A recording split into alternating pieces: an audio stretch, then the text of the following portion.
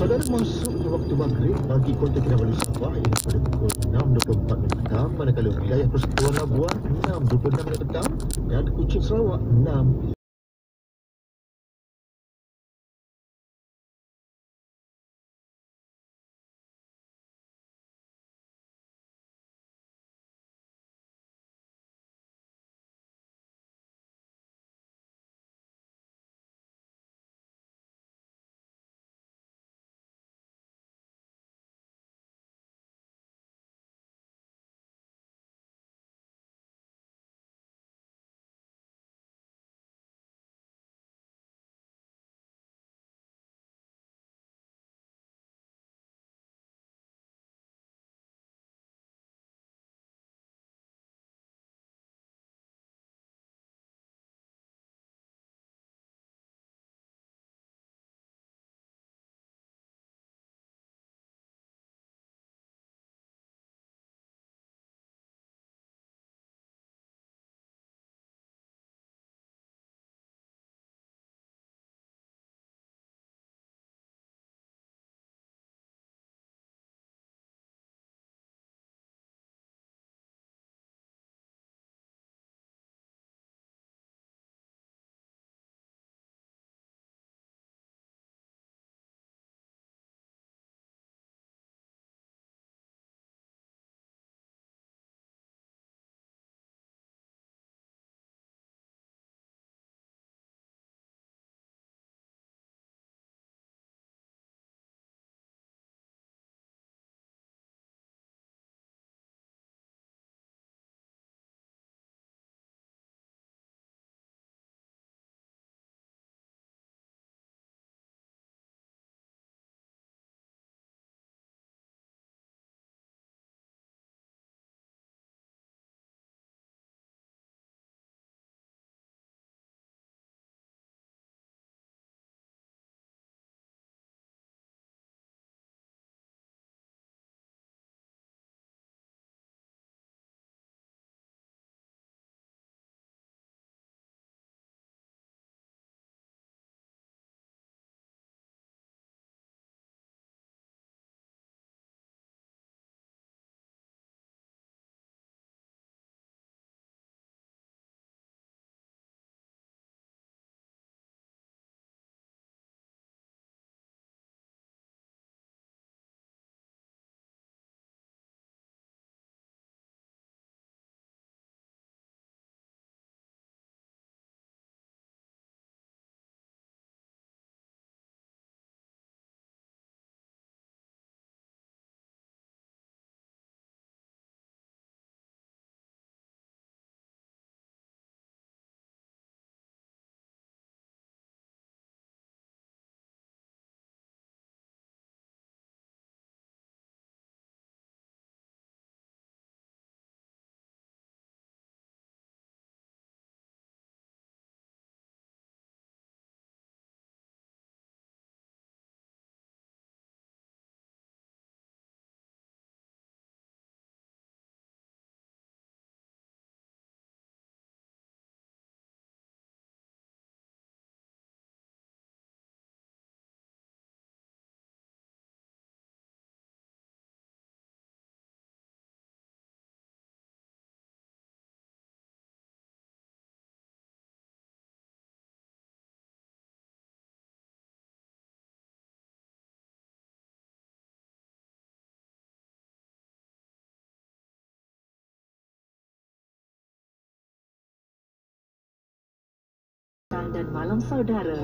dengan lagu-lagu yang membelai jiwa dalam mutiara klasik.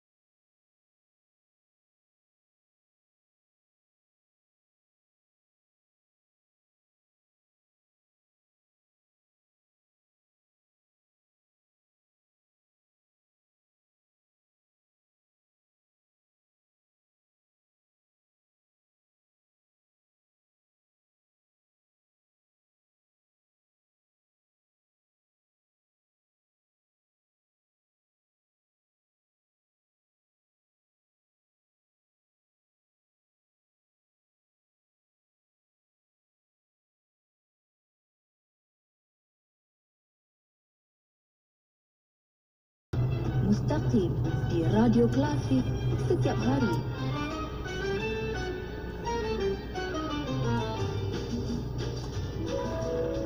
Mutiara Klasik. Mutiara Klasik menghampiri 6.45 minit dah. Masanya untuk kita ikuti pula rancangan Mustaqim bersama-sama Ustazah Nur Akidah Mawadi dengan tajuk pada petang ini, Kembali ke Pangkal Jalan.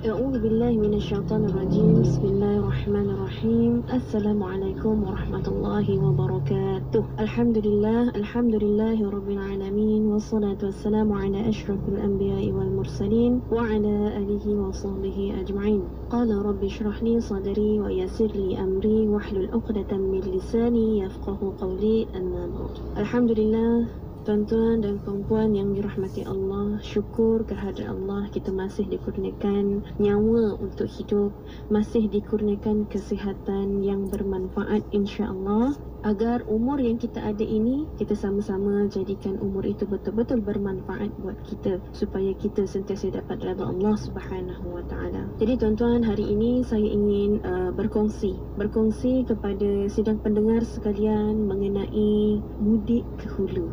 Apa benda tu mudik ke hulu? Kalau kita dengar ni peribahasa orang dulu kan, mudik ke hulu. Ini lebih kepada, kalau kita nak singkap, iaitu pulang ke pangkal jalan.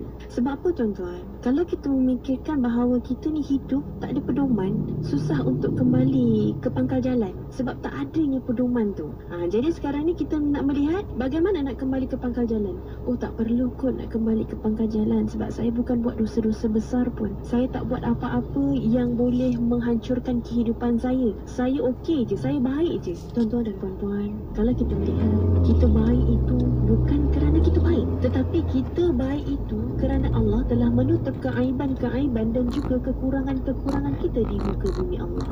Di hadapan, bila kita menunjukkan diri kita, orang akan kata subhanallah, baiknya si fulan, baiknya saya, baiknya kamu, baiknya segala-galanya. Kerana apa? Kerana Allah menutup aib kita. Tapi tanpa kita sedar tuan-tuan, Allah memberikan ujian kepada kita, ujian hati. Bagaimana untuk saya katakan ujian hati?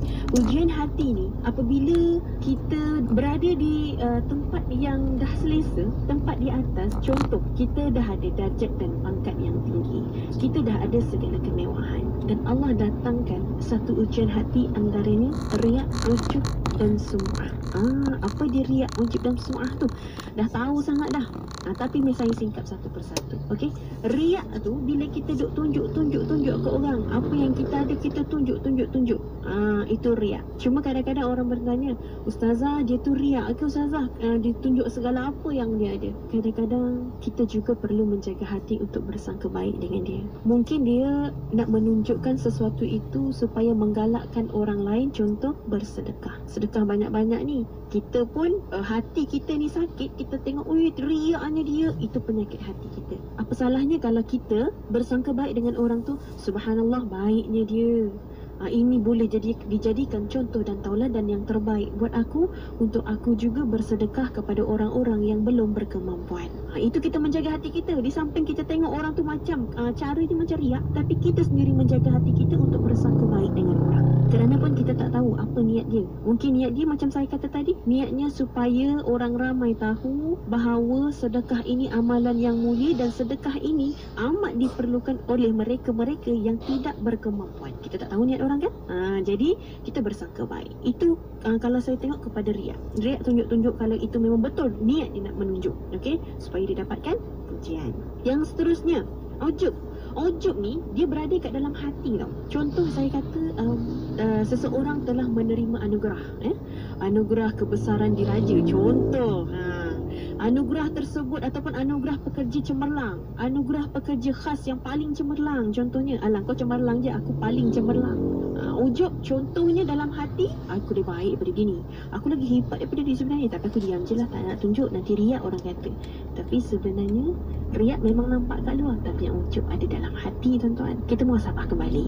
Contoh pun kalau saya bagi contoh kalau kita jenis orang yang baru nak bertaubat, baru nak berubah, ya, ini antara ujian juga ni. Bila kita nak berubah, kita akan pergi ke kuliah-kuliah, contoh kuliah duhanya, kita pergi dengar ceramah sana CD, kita membaca Al-Quran dengan baik, kita pergi kelas Al-Quran, kita pergi kelas tadabbur, malamnya pula kita buat tahajud, kita buat solat hajat, kita buat solat taubat, semua kita buat. Tapi hakikatnya bila kita dah keluar, diuji dengan hati keujuban. Contoh, aku tengok kau dah berubah, aku tengok kau ni dah semakin baik.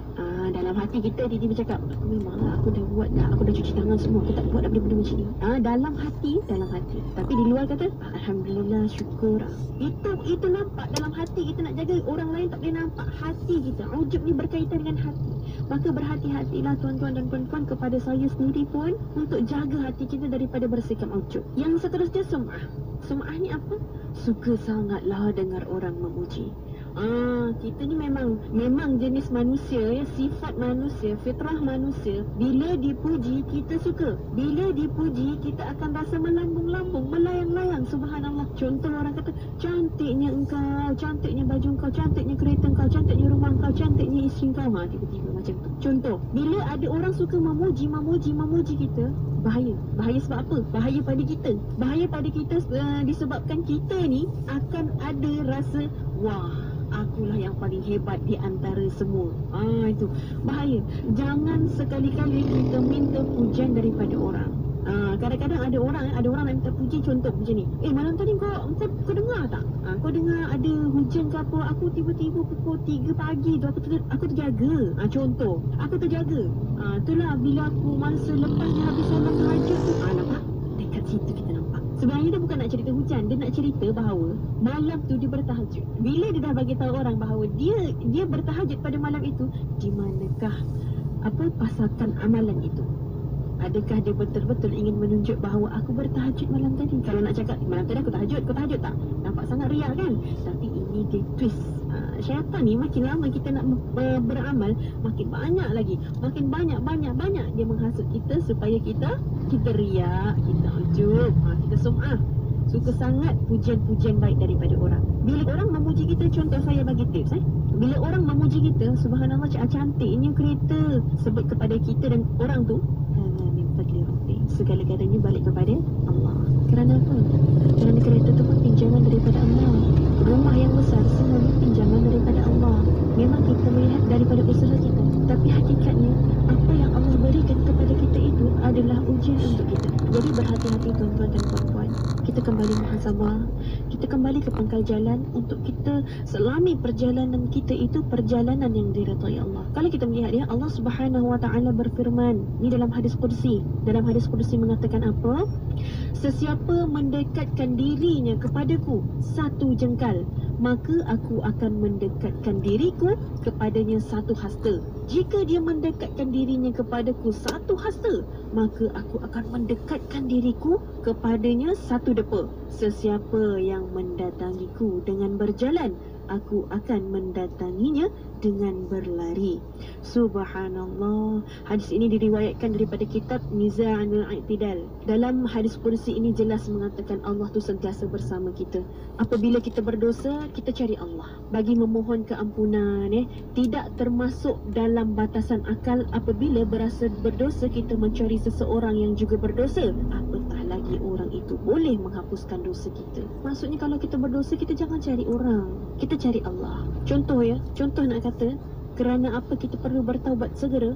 Contoh, na'udzubillahi min zalik, kalau berzina.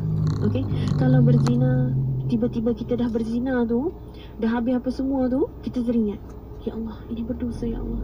Jangan tunggu nanti balik aku nak bertaubat. Jangan tunggu macam tu sekali. Bila kita dah rasa macam, ya Allah, aku berdosa hari ni ya Allah, aku buat perkara-perkara ni ya Allah, terus pasak dalam hati, astaghfirullahalazim ya Allah, aku melakukan dosa padamu ya Allah, tolong terima taubatku. Walaupun dalam pada keadaan kita belum bersolat taubat, tapi hati kita telah pasakkan dalam hati kita bahawa aku ingin bertaubat kepada Allah. Aku tidak akan lagi melakukan perkara-perkara yang keji seperti mana yang aku lakukan tadi. Kalau kita melihat Allah Yaghfar. Ghafar bermaksud pengampun.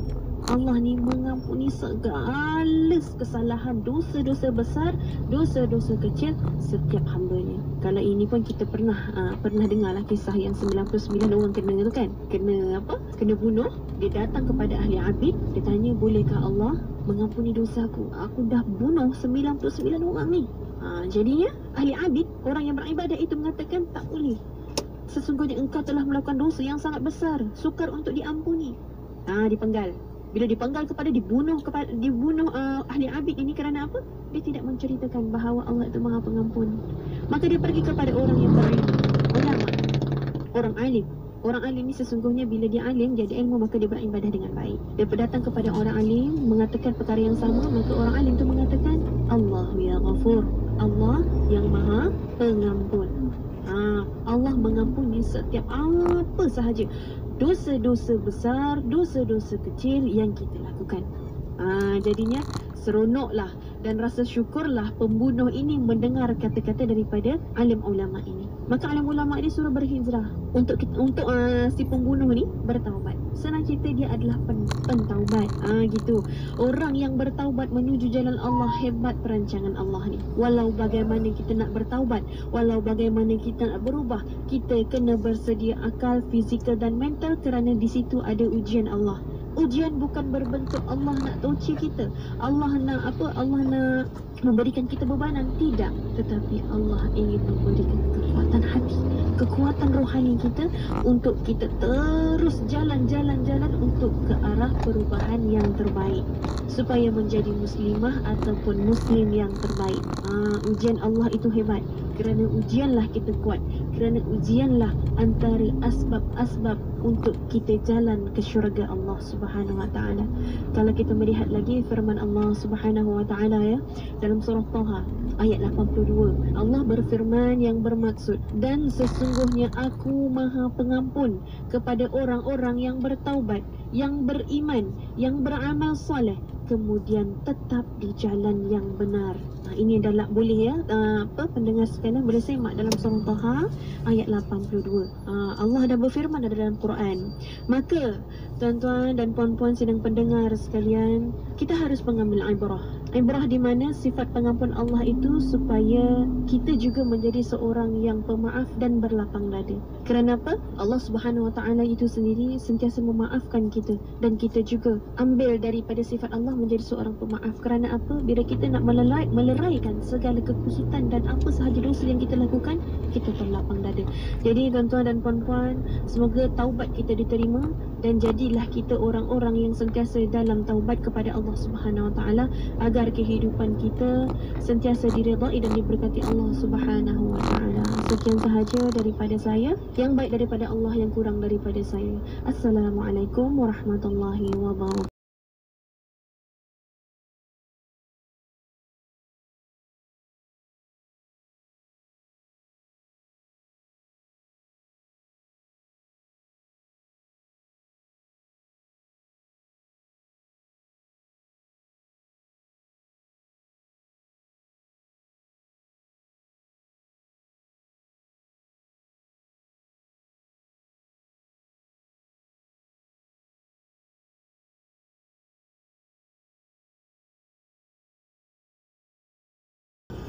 Mutiara Klasik.